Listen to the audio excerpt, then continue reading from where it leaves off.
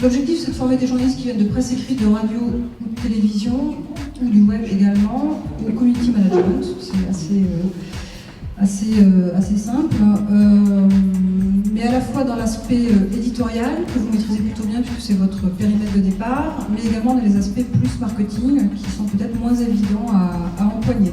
Le fait de publier et d'être réactif, ça crée un buzz, ça crée une dynamique et on se rend compte qu'on est vite accro et que vite fait, eh bien, on prend le pli, même si au départ on l'utilise de manière loisir, on va dire.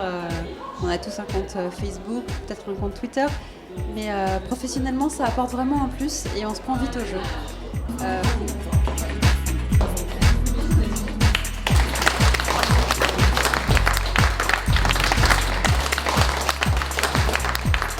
J'étais déjà en charge des réseaux sociaux depuis un certain temps dans mon entreprise et j'avais besoin d'être plus légitime pour faire comprendre à mes employeurs que c'était important d'investir les réseaux sociaux.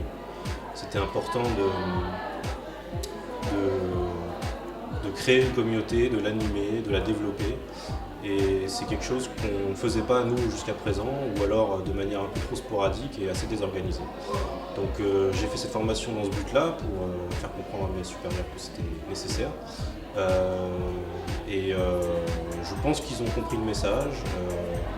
Ils ont été à l'écoute de ce que je leur ai proposé à l'issue de la formation et j'espère que ça va déboucher dans les mois qui viennent sur un projet plus concret avec une réelle organisation. Le but de la formation est de faire en sorte que les journalistes soient capables de gérer les interactions avec les lecteurs et de pouvoir fidéliser un maximum les lecteurs et de répondre aux commentaires et d'apporter de la plus-value, de la matière éditoriale nouvelle au sein de la rédaction. Le gros intérêt de cette formation, c'est avant toute chose de regagner la confiance des lecteurs et d'établir un rapport qui a été détruit ces dernières années et qui a tout à fait un intérêt à pouvoir être reconstruit à travers les relations entre les journalistes et les lecteurs.